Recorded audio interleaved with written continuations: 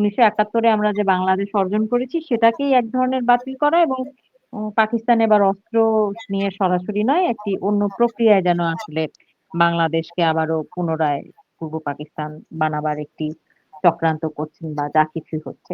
তো নির্বাচন পরবর্তী যদি এই ধরনের ঘটনা একটি ঘটে, সেক্ষেত্রে আ বাংলাদেশ ভারত সম্পর্ক কিরকম হবে বলে আপনি মনে করেন? যেমন বাংলাদেশের সাথে পাকিস্তানের সম্পর্ক যেরকম আছে এরকমই হবে। এবং পূর্ব পাকিস্তান থেকে পূর্ববঙ্গ, বাংলাদেশ আবার সেই পুরো রিটার্ন হবে। একটা সার্কেল পুরো হবে না?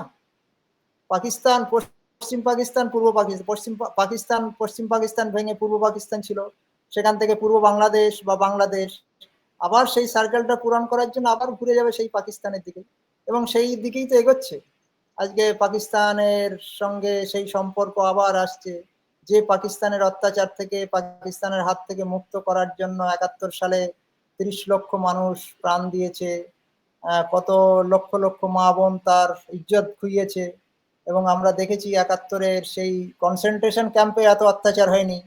মা বোনকে কিভাবে নৃশংস আরবীয় বর্বর অত্যাচারের শিকার হতে হয়েছে সেটা সকলেই জানে, আর নতুন করে বর্ণনা করার কিছু নেই।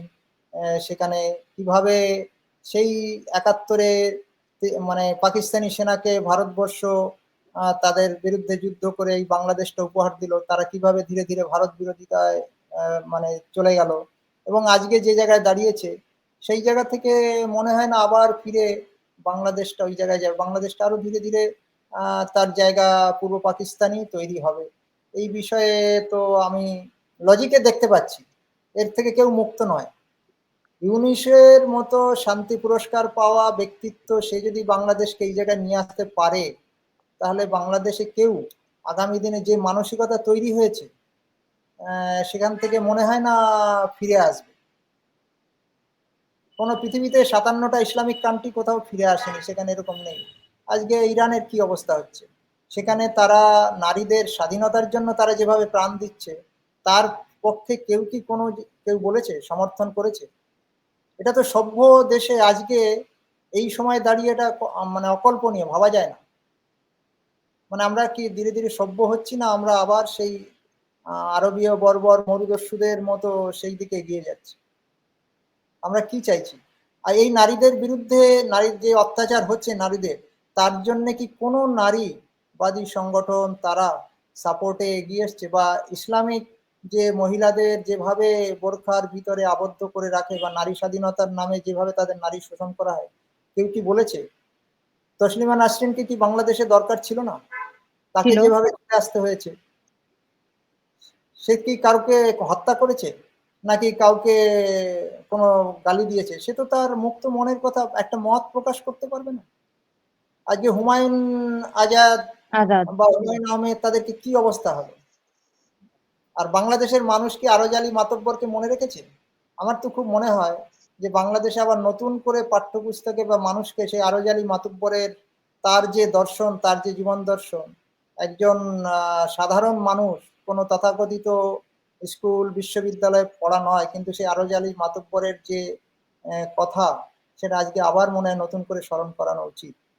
বাংলাদেশে কি জসিমউদ্দিনের কবিতা আর পড়ানো হয়? আপনি বাংলাদেশে অবগত আছেন কিনা আমি জানি না। এখন নতুন এই ইউনূস গভর্নমেন্ট আসার পরে নতুন কারিকুলাম থেকে আসলে মুক্তিযুদ্ধের অনেক অংশ মুছে ফেলা হয়েছে। বঙ্গবন্ধুর অংশ মুছে ফেলা হয়েছে। হ্যাঁ, এগুলো সব মুছে ফেলা হয়েছে এবং জামাতে আমি ডক্টর শফিকুর রহমান কিছুদিন আগে আল জাজিরার মতন একটি আন্তর্জাতিক প্ল্যাটফর্মে বলেছে যে জামাতে কখনোই নারী নেতৃত্ব তারা নিয়ে ভাবছে, কিন্তু শীর্ষস্থানীয় নেতৃত্বে কখনো নারীর স্থান পাবে না, অংশগ্রহণ পাবে না। তো আপনি যেটা বলছেন এটা তো একটা ভয়াল দিকে আসলে বাংলাদেশ এগোচ্ছে এবং আমরাও সেই সেই আতঙ্কে সেই ভয়েই রয়েছি। আমরা অনেকে নীরব চুপ, আমরা কথা বলতে সাহস করি না, কারণ মারা পড়তে হবে। সেই ক্ষেত্রে আসলে বাংলাদেশের অর্থনীতি আর আন্তর্জাতিক জায়গায় বাংলাদেশের ভাবমূর্তি, সাধারণ মানুষ অনেকেই আছে দাদা, প্রত্যেকে এত ধর্মগোড়া নয়, অনেকে কিন্তু আসলেই বাংলাদেশী চেতনার মানুষ। এই মানুষগুলো আমরা বাঁচবো কি করে, আমাদের কি অবস্থা হবে আসলে? দিদি একটা বিষয়, যে সেটা হচ্ছে মানে শক্তি যদি না থাকে, সত্যকে প্রতিষ্ঠা করা যায় না। সত্যকে প্রতিষ্ঠা করার জন্য শক্তি চাই। পৃথিবীতে আপনার কাছে হয়তো খুব সুন্দর দর্শন আছে, ভালো জ্ঞান আছে, কিন্তু সেটাকে প্রতিষ্ঠা করতে গেলে শক্তি চাই। আজকে মানে আমরা যে মানে যদি বলি যে রামের পুজো করি, রাম যদি যুদ্ধে হেরে যেত তাহলে আমরা রাবণকে পুজো করতাম। আমি বলছি না যে আপনি সত্যকে বিসর্জন দেবেন, কিন্তু শক্তি চাই। পৃথিবীতে ইতিহাস শক্তির লেখা হয়, দুর্বলের ইতিহাস কখনো লেখা হয়। আর আমরা যারা সকল খুব আধুনিক মনস্ক নিজেদের মনে করি, খুব বুদ্ধিমান মনে করি, তারা কখনো এক জায়গাতে আসে না। আর সমাজকে যারা খারাপের দিকে নিয়ে যায় তারা কিন্তু ওই উঁচু তলায় থাকে। আমরা যখন বাজার থেকে মাছ কিনি, সহজ কথায় আমি বলছি বিষয়টা, মাছ যখন কিনি আমরা মাছের মাথাটা দেখি, কানকোটা তুলে দেখি, কেন পচনটা মাথায় ধরে। তেমনি ভাবে এই সমাজে তথাকথিত মানে উচ্চ আসনে যারা বসে থাকে, যারা সমাজকে নেতৃত্ব দেয়, সেই রাজনৈতিক ব্যক্তিত্ব যারা ক্ষমতার উচ্চ আসনে বসে, তারাই সমাজটাকে বিপথে পরিচালিত করে তাদের ব্যক্তিগত স্বার্থে, ব্যক্তিগত ক্ষমতা এবং ব্যক্তিগত নেম অ্যান্ড ফেম, তারা সেই পথটাকে ব্যবহার করে। কেউ কি চেয়েছে এই বাংলাদেশটা কেন তৈরি হয়েছিল? কোনো রাজনৈতিক ব্যক্তিত্ব? সকলেই নির্বাচনে প্রতিশ্রুতি দেয় যে আমরা বাংলাদেশকে উন্নত করব, বাংলাদেশকে আরো উচ্চ শিখরে নিয়ে যাব, শিক্ষা দীক্ষা সমাজ সংস্কারে, কিন্তু আলটিমেট কোথায় যাচ্ছে না? আমরা দেখছি মডেল মসজিদ তৈরি হচ্ছে, মডেল মাদ্রাসা তৈরি হচ্ছে, তাদেরকে দিল্লি না ঢাকা কত রকমের স্লোগান শেখানো হচ্ছে। তো যারা শেখাচ্ছে তারা কারা? সাধারণ মানুষ, তো আম জনতা, তাদের তো কোনো দোষ নেই। কিন্তু এদের যারা উপরে বসে প্রতিদিন প্রতি মিনিটে মগজ ধোলাই করছে, তারা কারা? তাদের তো শাস্তির বিধান কখনো করা হয় না। এই অশুভ শক্তিকে যদি আমরা শাস্তি না দিতে পারি, আর যারা রাজনৈতিক ব্যক্তিত্ব আছে যারা সেই ক্ষমতা ভোগ করতে চায়, তাদেরকে তোষামত করি ক্ষমতা ভোগ করতে চায়, আর তাদেরকেই ক্ষমতায় বসিয়ে রাখার জন্য পরস্পর এরা প্রত্যেককে সহযোগিতা করে, আলটিমেট মারা যায় সাধারণ মানুষ। আপনি আমি সাধারণ মানুষ, আপনার আমার এই দুটো কথা বলতে পারি, কালকেই আপনাকে প্রশাসন মনে করলে ধরে জেলে ঢুকিয়ে দেবে। নাহলে ভাবুন, বাংলাদেশের মতো আবুল বরকাতের মতো মানুষকে জেল খাটতে হয়, শাহরিয়ার কবিরকে মেরে ফেলার চক্রান্ত করা হয়, আমি চক্রান্ত করা তাদের মত দর্শন যাই হোক, তসলিমা নাসরিনকে দেশ ছাড়তে হয়, হুমায়ুন আহমেদকে জার্মানি গিয়ে হত্যা করে আসা হয়। এটা কিসের বার্তা বহন করছে? এই ধরনের ব্যক্তিত্ব কি আর দ্বিতীয়বার জন্মাবে? ঢাকাতে অভিজিৎকে চাপা দিয়ে কুপিয়ে মারা হয়, তার আপনার। প্রতিকারে কেউ কিছু বলেছে? তাহলে কোন বাংলাদেশ? সেই সোনার বাংলা আমরা যে বলি, সেই কোন বাংলাদেশ তৈরি হয়েছে সোনার বাংলার নাম করে? আজ নামে ঢাকা আন্তর্জাতিক বিমানবন্দর তৈরি, কে শাহজালাল? হজরত শাহজালালটা কে? তার সাথে বাংলাদেশের যোগ কি? আপনি বলুন তো, হজরত শাহজালালের সাথে বাংলাদেশের কোনো যোগ আছে? বাংলাদেশ মাটির সাথে, বাংলাদেশ মানুষের সাথে হজরত শাহজালালের যোগ কি? তাহলে ওই যে লালন ফকিরের মূর্তি ভেঙে ফেলে হজরত শাহজালাল নামে নতুন করে নামকরণ করা হয়। হাসিনা খারাপ ভালো আমি বলতে চাই না, খারাপ হতে পারে, ভালো হতে পারে কারু কাজে, কিন্তু সেই হাসিনা আমাদের বাংলাদেশের একজন জননেত্রী, মুক্তিযুদ্ধের যিনি নায়ক, তার কন্যা, তাকে এইভাবে দেশ ছাড়তে হয়, এটা পৃথিবীর কাছে বাংলাদেশে তার কিভাবে তাকে অশিক্ষিত মূর্খরা যায়নি তো? আমাদের কাছে সব ভিডিও আমরা দেখেছি। আর এখন এই ভিডিও ইউটিউবের যুগেতে কোনো কিছু লুকিয়ে রাখা যায় না। কিভাবে হাসিনার অন্তর্বাস নিয়ে শিক্ষিতরা তারা উল্লাস করেছে, কিভাবে তার ধানমন্ডির বাড়ি ভেঙেছে, কি করেছে হাসিনা? কি লক্ষ লক্ষ লোককে মেরেছে? রাজনৈতিক ক্ষমতা তো সকলেই দখল করে রাখতে চায়। না, সেই সময়টায় যখন এই দাঙ্গাটা, জুলাই দাঙ্গাটা হচ্ছিল দাদা, সেই সময় আসলে এগুলোর পিছনে যে ইউনূস, তখন তো কেউ জানতো না, জামাত রয়েছে কেউ জানতো না, তো তারা একটি তারা যে ছাত্ররা যে মারা গিয়েছে সেটার দায় শেখ হাসিনার উপরে চাপানো হয়েছে, এই সরকারের উপরে চাপানো হয়েছিল। বলা হচ্ছিল যে তারা হত্যা করে আসলে এই দাঙ্গাকে কন্ট্রোল করার চেষ্টা করেছেন। এরকম ভাবে হয় না। এরকম ভাবে পৃথিবীতে বহু হত্যা চলে, কিন্তু আলটিমেট সেই দেশের জননায়ককে এইভাবে দেশ ছাড়তে হবে। এটা হয় কমিউনিস্ট দেশে, আর নালে ইসলামিক দেশে। আপনি মনে করুন সেই কমিউনিস্ট দেশের জন পল পটকে কিভাবে মরতে হয়েছিল, তেমনি ভাবে আমাদের প্রতিবেশী পাকিস্তানকে, মোশাররফকে কিভাবে দেশ ছাড়তে হয়েছে, ইমরানকে কিভাবে মৃত্যুর মুখে যেতে হয়েছে, বাংলাদেশে পর পর কিভাবে আমাদের বঙ্গবন্ধুকে মানে মরতে হলো, হত্যা করা হয়েছে। পরবর্তীকালে সবকে হত্যা মানে হত্যা করলো, হাসিনাকে কিভাবে দেশ ছাড়তে হলো। তাহলে এটা একটা মানসিকতা দিদি। এই বুঝতে পারছি। মানসিকতা মানে সেই বলে না একটা কথা আছে যে জঙ্গল থেকে বাঘকে তুলে আনতে পারেন, কিন্তু বাঘের বা চিতার মন থেকে আপনি বনকে তুলে আনতে পারেন। আর ঢাকা শহর আমাদের রাজধানী ছিল। ঢাকায় যে মানে ঢাকাই মসলিন, তার বিশ্ববিখ্যাত, তার যে নাম হয়েছিল ঢাকাই মসলিন, সেই ঢাকা শহরটা কি একটা কবি বলে গেছেন যে আমিন ভালো জমিন ভালো, ভালো শহর ঢাকা, সবচাইতে ভালো রে ভাই হিন্দু পল্লী ফাঁকা। আজকে বাংলাদেশ থেকে হিন্দুদের তাড়িয়ে কি বাংলাদেশটা সত্যি বাংলাদেশ থাকবে? আমার এতে কিচ্ছু যায় আসে না। বাংলাদেশটা যদি কোনো হিন্দু নাও থাকে, আপনি ইরাক ইরান সেখানে তো কোনো নন মুসলিম নেই, হিন্দু নেই। পাকিস্তানে 0.0 হিন্দু আছে। সেই পাকিস্তানের এই অবস্থা কেন? তারা তো উন্নত করতে পারেনি। তো বাংলাদেশটা হয়তো আগামী দিনে কয়েক দশকে, যেভাবে আবুল বরকত দেখিয়েছে যে প্রতিদিন 632 জন দেশত্যাগ করছে, এটা চলতে থাকলে আর 1 দশক 2 দশকের ভিতর হিন্দু শূন্য হয়ে যাবে। তো শূন্য হয়ে যাওয়ার পরেও কি বাংলাদেশ বাংলাদেশ থাকবে? বা পাকিস্তান হয়ে কি তারা শান্তিতে থাকতে পারবে? আমরা কোন বাংলাদেশ চাইছি, কোন পাকিস্তান চাইছি? পাকিস্তান হচ্ছে একটা মানসিকতা, মনে রাখবেন। সেই পাকিস্তানে মানবতা থাকতে পারে না। সুস্থ মুক্ত মনের মানুষ সেখানে বাস করতে পারে না। এটা আমি যেটা বলছি এটা পলিটিক্যাল কারেক্টনেস না। আমি কোনো পলিটিক্যাল কারেক্টনেসের জন্য কথা বলছি না, আমার কোনো রাজনীতির দায় নেই। আর পৃথিবীতে পলিটিশিয়ানরা আগামী 5 বছরের কথা চিন্তা করে। যদি আপনি স্টেটসম্যান হন, তাহলে আপনি আগামী প্রজন্মের কথা চিন্তা করবেন। তাই আগামী প্রজন্মের কথা চিন্তা করে আমার বাংলাদেশকে সুস্থ সুন্দর শান্তির একটা বাংলাদেশ যদি দিতে চাই, তাহলে আমাদের এই মননশীলতাটাকে আবার পরিশীলিত করে তাদের ভিতরে সেই শিক্ষা, সেই সংস্কৃতি, সেটাকে তাদের ভিতরে ঢোকাতে হবে। আর বাংলাদেশের যারা বাঙালি নিজেদেরকে মনে করে, একবার ভাবুন তো বাংলাদেশের যে বাংলা বলি তার ভিতর কতটা বাংলা শব্দ ব্যবহার করি। আমরা কি মনে প্রাণে আরবীয় শব্দ হয়ে যায়নি? আরবীয় শব্দ ব্যবহার করে না বাংলাদেশের বাংলা ডিকশনারিটা কতগুলো শব্দ আরবীয় শব্দ হয়েছে। তাহলে আমাদের মানসিকতা মননশীলতা কোন দিকে যাচ্ছে? আমরা বাঙালি থাকছি না, আমরা ধীরে ধীরে মননশীলতার দিকে আমরা আরবীয় সংস্কৃতিকে অ্যাডপ্ট করছি। আরো ভালো কি খারাপ আমি সেই বিষয়ে যেতে চাইছি না।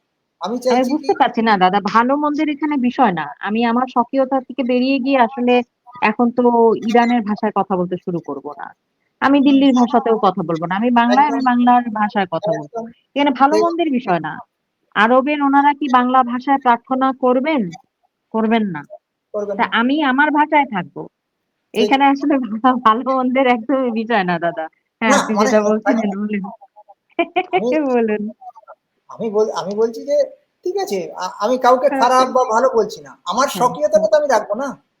একদম তাই, একদমই তাই, আমি একদমই তাই। আপনি আমার ভালো লাগতেই পারে, আমি পুজো আর্চা করি না, আমার ঘরেতে হ্যাঁ, আমি কোনো পুজো আর্চা করি না। আমাকে নাম ধরে আপনি হিন্দু বলবেন, আমি কোনো পুজো আর্চায় বিশ্বাস করি না।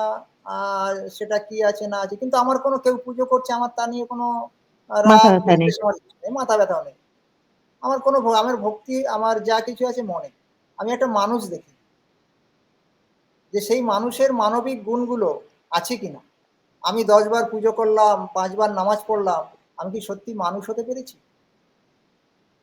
তাহলে আমি ওই ধর্মটাকে ঢাল হিসাবে ব্যবহার করছি। আচ্ছা বলুন তো, বাংলাদেশ থেকে এত হিন্দুকে তাড়িয়ে দিয়েছে, যে হিন্দুরা ইংরেজকে তাড়ানোর জন্য মাস্টারদা সূর্য সেন থেকে আপনার প্রীতিলতা ওয়াদ্দেদার থেকে বাঘা যতীন থেকে তারা ইংরেজের বিরুদ্ধে লড়াই করেছে, তারা বাংলাদেশ অত্যাচারে তারা বাংলাদেশটা ত্যাগ করেছে কেন? তারা কি লড়াই করতে পারতো না? তারা কি কখনো ওই রামের নাম করে মা কালীর নাম করে কোনো মুসলমানের কোনো দাড়ি ধরে টান দিয়েছে? দেয়নি। আজও দেখাতে পারবেন না, আমি তো পড়িনি। তাহলে এই যে নীরবে বাংলাদেশ থেকে হিন্দুরা দেশত্যাগ কেন করছে, তার কারণ হচ্ছে হিন্দুরা বিশেষ করে তখনই দেশত্যাগ করে যখন তার মা বোন নিরাপদ থাকে না। পশ্চিমবঙ্গে আপনি জানবেন কিনা, জানবেন অবশ্যই, পশ্চিমবঙ্গে কমিউনিস্ট 34 বছর রাজত্বে 60,000-এর উপরে সাধারণ মানুষ হত্যা হয়েছে, 65,000 ফ্যাক্টরি বন্ধ হয়েছে, কিন্তু এখান থেকে কেউ রিফিউজি হয়নি। কেন রিফিউজি হয়নি? পলিটিক্যাল ভায়োলেন্স হয়েছে, পলিটিক্যাল মার্ডার হয়েছে।